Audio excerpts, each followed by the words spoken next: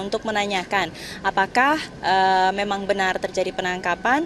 Dari pihak manajemen hotel tidak membantah jika terjadi penangkapan, namun hanya menyatakan bahwa sejauh ini atau pada saat penangkapan tersebut terjadi, tepatnya pukul 07.45, dari pihak pengamanan atau petugas pengamanan hotel tidak memberikan notifikasi apapun atau memberikan informasi kepada pihak manajemen hotel.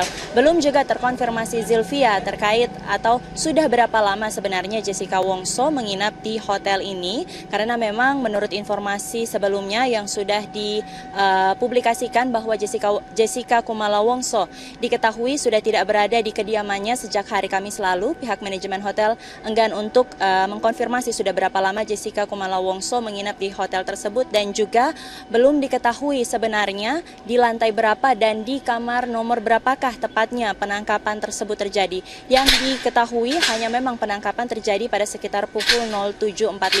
Dan dalam pantauan kami saat ini, kawasan hotel yang diinformasikan sebagai tempat penangkapan Jessica Kumala Wongso tidak ada pengamanan secara ketat atau aktivitas dalam hotel kembali berjalan seperti biasa. Dan dari sini juga memang kami para rekan-rekan media dan rekan-rekan jurnalis masih terus menggali informasi sebenarnya sudah berapa lama Jessica Kumala Wongso berada di hotel ini, karena memang juga dari pemberitaan sebelumnya sudah diberitakan bahwa Jessica Kumala Wongso bersama dengan keluarganya sudah berpindah dari kediaman karena merasa tidak nyaman berada di kediamannya. Dan kami memang juga, Zilvia, masih mencari tahu atau menggali terus informasi pada saat penangkapan Jessica Kumala Wongso berada sendirian di dalam kamar, ataukah pada saat penangkapan tersebut ada siapa saja yang bersama dengan Jessica Kumala Wongso.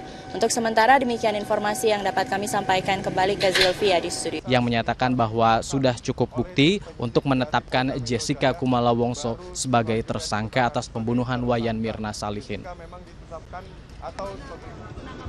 Saya nggak bicara masalah kronologis. Ya. Kalau kronologis itu yang tahu detail itu kan teman-teman lapangan ya. Yang jelas penyidik dari reserse berpendapat ya bahwa ada bukti permulaan. Dalam KUHP itu bukti permulaan itu adalah adanya laporan polisi plus minimal satu alat bukti dari 184 KUHP, mulai dari keterangan saksi, 2 saksi minimal, kemudian ada keterangan ahli, ada surat petunjuk atau keterangan tersangka. Artinya penyidik merasa yakin bahwa minimal satu alat bukti ini ada. Tapi saya nggak mau sebutkan, kenapa? Karena kita memiliki strategi penyidikan. Oleh karena itu, sekarang kan istilahnya nih terjadi semacam kompetisi pertempuran intelektual, ya, antara penyidik dengan pihak yang diduga, disangka. Ya, kan status tersangka berarti ditangkap kan status tersangka berdasarkan bukti permulaan. Tadi pagi, bukti permulaan kan cuma satu. Nah sekarang kita akan polisi berdasarkan KUHP, kan saya sudah sampaikan nggak akan kita buka. 24 jam kita miliki waktu untuk melakukan pendalaman. Kemudian apakah kita ingin melihat apakah ada bukti tambahan lainnya dari satu alat bukti, masih ada 4 mungkin alat bukti lain. Kalau ditemukan minimal 2, bisa saja ya, kita melakukan penahanan. Penahanan itu tidak wajib, ya. Penahanan tidak wajib, termasuk kasus apapun. Tapi di KUHP menyampaikan dapat dilakukan penahanan. Dapat itu artinya boleh ditahan, boleh tidak. Bersama saya, saat tersangka pembunuhan Mirna Jessica Kumala Wongso masih berada di Direktorat Reserse Kriminal Umum Polda Metro Jaya. Penyidik masih terus mendalami keterangan Jessica. Ferry Prihardi akan melaporkan selengkapnya dari Polda Metro Jaya. Ferry, apa perkembangan terkini penyidikan kasus pembunuhan Mirna? Zilvia, hingga saat ini pukul 11:02, artinya sudah hampir 2 jam sejak Jessica Kumala Wongso tiba di Direskrimum Polda Metro Jaya setelah ditangkap pada pagi tadi sekitar pukul 7.45 di salah satu hotel di kawasan Mangga 2, Jakarta Utara. Hingga saat ini kami masih terus menantikan materi apa yang menjadi pemeriksaan terhadap Jessica Kumala Wongso oleh tim penyidik, karena tadi saat memasuki Direskrimum tidak ada satu patah kata pun yang disampaikan oleh Jessica Kumala Wongso, dan kali ini kami pun masih terus menantikan apa saja yang menjadi materi pendalaman ataupun pemeriksaan terhadap Jessica Kumala Wongso.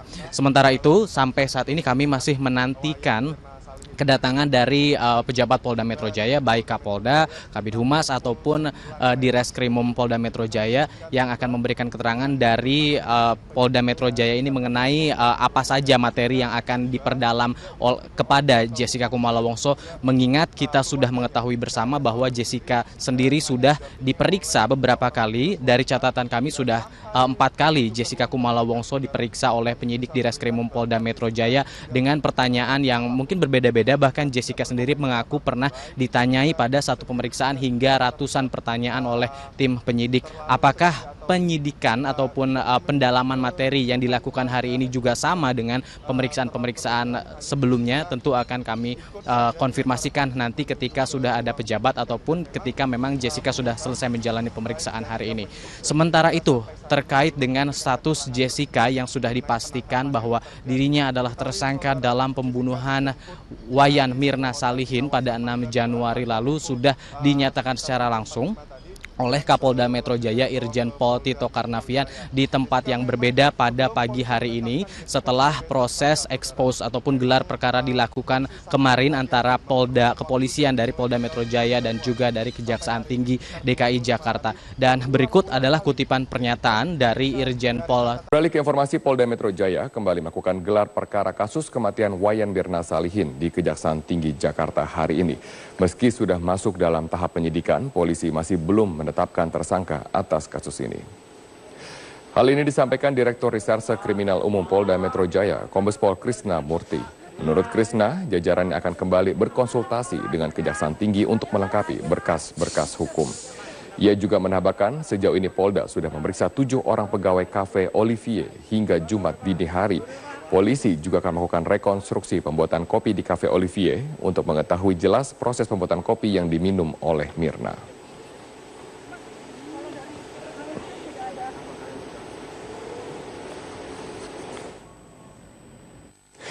Hari ini penyidik Polda Metro Jaya kembali datang ke Kejaksaan Tinggi Jakarta untuk melengkapi berkas perkara dugaan pembunuhan terhadap Wayan Mirna Salihin. Untuk informasi selengkapnya kita bergabung bersama rekan kami Putri Lukman langsung dari Kejaksaan Tinggi Jakarta.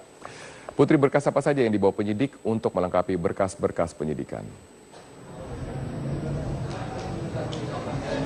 Ya, Robert, Polda Metro Jaya kembali menjambangi Kejaksaan Tinggi DKI Jakarta pada hari ini yang diwakili oleh Direskrimum Polda Metro Jaya, Kombes Pol Krisna Murti yang datang pada pukul 2 siang waktu Indonesia Barat dengan membawa beberapa alat bukti yang diminta oleh penyidik Kejaksaan Tinggi. Saat di pertemuan pertama, penyidik Kejaksaan Tinggi meminta kepada Polda Metro Jaya untuk melengkapi keterangan ahli dalam kasus kematian Wayan Mirna Salihin yang terjadi pada 6 Januari 2016 lalu. Ada beberapa hal yang disampaikan oleh Kombes Pol Krisna Murti pada pertemuannya hari ini dengan Aspidum Kejaksaan Tinggi atau dari Asisten Pidana Umum Kejaksaan Tinggi DKI Jakarta untuk melengkapi keterangan para ahli yang diminta pada Selasa lalu. Dan berikut adalah kutipan wawancara kami dengan Direskrimum Polda Metro Jaya, Kombes Pol Krisna Murti.